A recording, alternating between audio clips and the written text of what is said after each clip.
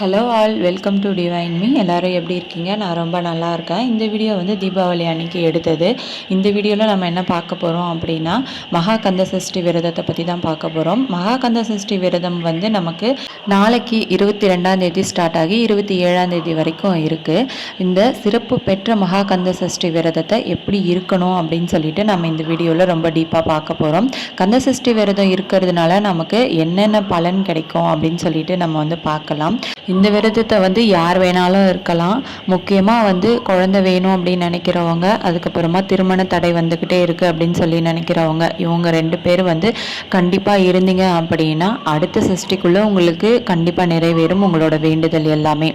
இதை தவிர நிறைய பேர் வந்து வாழ்க்கையில் நிறைய கஷ்டங்கள் இருக்குது, வறுமையில் இருக்கீங்க அப்படின்னாலும் கண்டிப்பாக வந்து இந்த விரதத்தை இருந்தீங்க அப்படின்னா அது வந்து 100% நிறைவேறும்.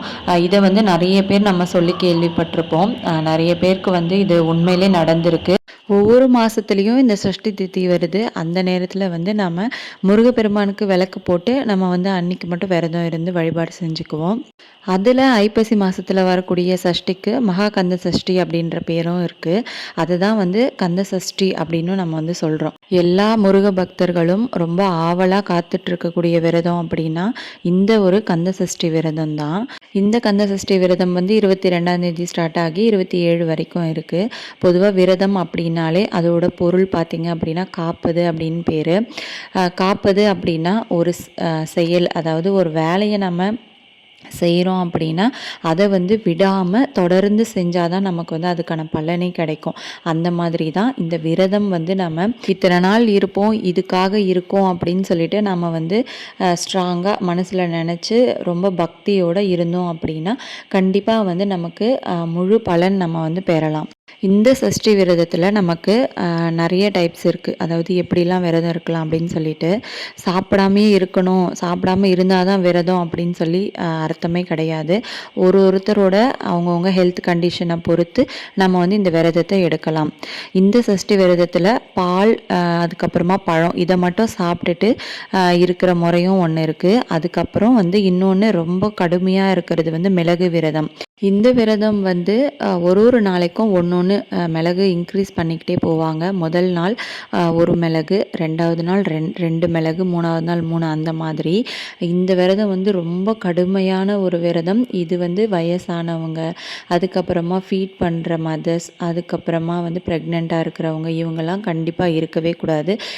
விரதம்னு வந்து வந்துடுச்சு அப்படின்னா மாத்திரை எடுக்கிறவங்க, தொடர்ந்து அதாவது மெடிசின்ஸ் எடுப்பீங்க இல்லையா, அவங்க ஹெல்த் வந்து ரொம்ப வீக்காக இருக்குது அப்படின்னு நினைக்கிறவங்க, இவங்கெல்லாம் வந்து கண்டிப்பாக எந்த ஒரு விரதமும் இருக்கக்கூடாது. நீங்கள் முருகனை நினச்சி விளக்கேற்றிட்டு வழிபாடு செஞ்சாலே போதுமானது. எந்த ஒரு கடவுளும் நம்மளை வந்து சாப்பிடாம இருந்து உடம்பை வருத்தி விரதம் இருக்கணும் அப்படின்னு சொல்லி சொல்லவே இல்லை. அதனால் நீங்கள் தாராளமாக நல்லா சாப்பிட்டுட்டு நீங்கள் வந்து விரதம் இருக்கலாம். முழுமையான ஒரு பக்தி வந்து நமக்கு மனசில் இருந்துச்சு அப்படின்னாலே போதுமானது. இன்னொரு டைப்பான விரதம் வந்து பார்த்திங்கன்னா பால் சாதம், தயிர் சாதம் இது எல்லாமே வந்து சாப்பிடுவாங்க. அதாவது இந்த 2 சாதம் மட்டும் உப்பு இல்லாமல் சாப்பிடுவாங்க. அதுக்கப்புறமா வெறும் காய் மட்டும் சாப்பிடுவாங்க. அது ஒரு முறை.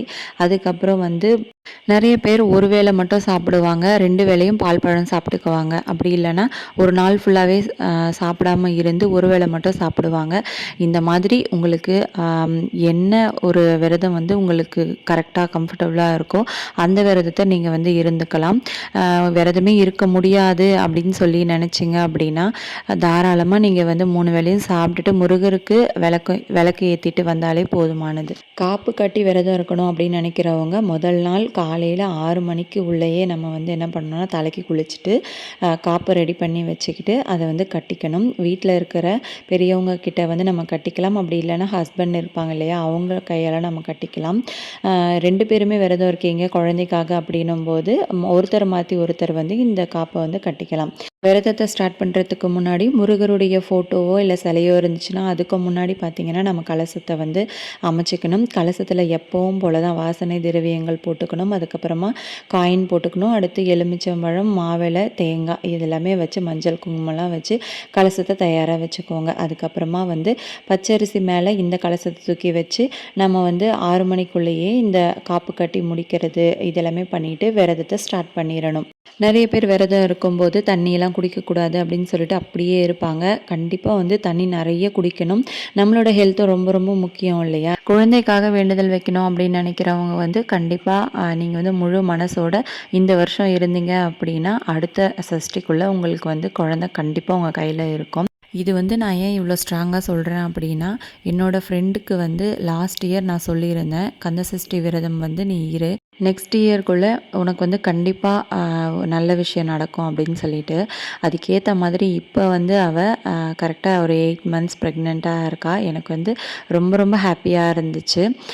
கன்சீவ் ஆனேன் அப்படின்னு சொல்லி அவள் எனக்கு சொன்னதுமே எனக்கு அவ்வளோ சூப்பராக ஹாப்பியாக இருந்தது. அவள் எனக்கு சொன்னதுமே நான் போட்ட அடுத்த மெசேஜ் என்னென்னா, நான் சொன்னேன்ல கண்டிப்பாக வந்து நீ அடுத்த சஷ்டிக்குள்ளே கன்சீவ் ஆவ அப்படின்னு சொல்லிட்டு, அதே மாதிரி நடந்துச்சு பார்த்தியா அப்படின்னு சொல்லியிருந்தேன். அவளும் அதுக்கு வந்து ரொம்ப ஹாப்பியாக இருந்துச்சு அப்படின்னு சொல்லியிருந்தா. ஆனால் வந்து அந்த 7 நாளுமே அவள் வந்து ரொம்ப கரெக்டாக பர்ஃபெக்டாக இருந்தாள். ஒவ்வொரு நாளுமே எனக்கு வந்து இது பண்ண அது பண்ணுன்னு சொல்லிக்கிட்டே தான் இருந்தாள்.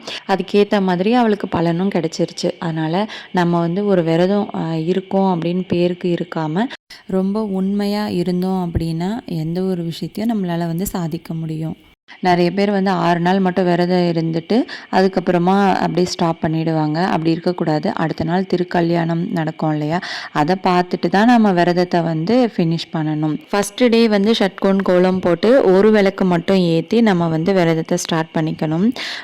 அதே மாதிரி ஒரு நாளும், அதாவது செகண்ட் டே 2 விளக்கு, 3வது நாள் 3 விளக்கு, 4வது நாள் 4 விளக்கு, அந்த மாதிரி தொடர்ந்து வந்து விளக்கோட இதை வந்து எண்ணிக்கையை இன்க்ரீஸ் பண்ணிக்கிட்டே போகணும்.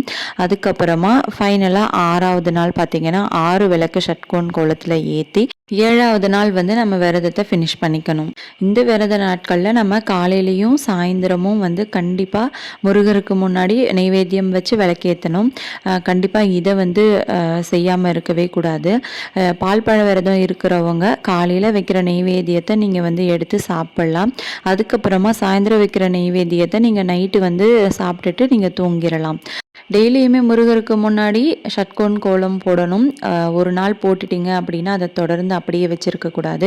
டெய்லியுமே வந்து கோலத்தையும் மாற்றி நம்ம விளக்கையும் வந்து ஏற்றிக்கிட்டே வரணும், ஒரு நம்பராக இன்க்ரீஸ் பண்ணி. விரதம்னு சொல்லிட்டாங்களே அப்படின்னு சொல்லி கண்டிப்பாக நமக்கு இந்த விஷயம் நடந்தே தீரணும் அப்படின்னு சொல்லிட்டு சாப்பிடாமல் உடம்ப வருத்திக்கிட்டு மட்டும் இருக்கவே இருக்காதீங்க. உங்களால் முடியும் அப்படின்னா மட்டும்தான் நீங்கள் வந்து இருக்கணும். நிறைய பேர் வந்து ரொம்ப கஷ்டப்பட்டுக்கிட்டு, அதாவது உடம்ப வருத்திக்கிட்டு விரதம் இருக்கிறது இந்த மாதிரிலாம் செய்யாதீங்க. எந்த ஒரு கடவுளும் நம்மளை வந்து சாப்பிடாம விரதம் இருக்க சொல்லவே மாட்டாங்க. அதுக்கப்புறமா பச்சை தண்ணி கூட பல்லில் படாமல் நம்ம வந்து விரதம் இருக்கணும் அப்படின்னு சொல்லி நிறைய பேர் யோசிப்பாங்க. ஆனால் அந்த மாதிரி இருக்கவே கூடாது. நிறைய தண்ணி வந்து நம்ம விரத நாட்களில் குடிச்சு தான் ஆகணும்.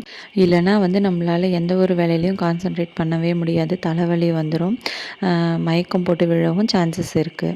ஒரு நாளும் என்ன பண்ணணும் அப்படின்னு சொல்லிட்டு நான் வந்து நாளையிலேருந்து ஷார்ட்ஸில் பார்த்திங்கன்னா ரொம்ப ஷார்ட்டாக வந்து கொடுக்குறேன். கண்டிப்பாக நம்ம சேனலை வந்து சப்ஸ்கிரைப் பண்ணி வச்சுக்கோங்க.